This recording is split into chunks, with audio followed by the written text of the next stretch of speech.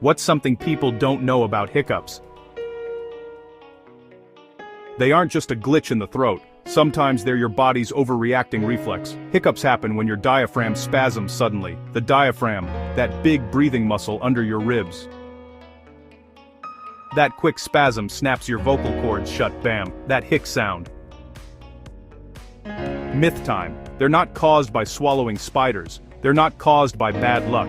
Often it's simple triggers. Eating too fast, spicy food, laughing, sudden temperature change. Short bouts are harmless and stop on their own. Rarely, persistent hiccups can signal a medical issue. They deserve a doctor's evaluation.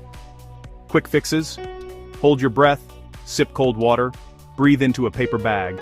They sometimes reset the rhythm. Weird. Annoying. Mostly harmless.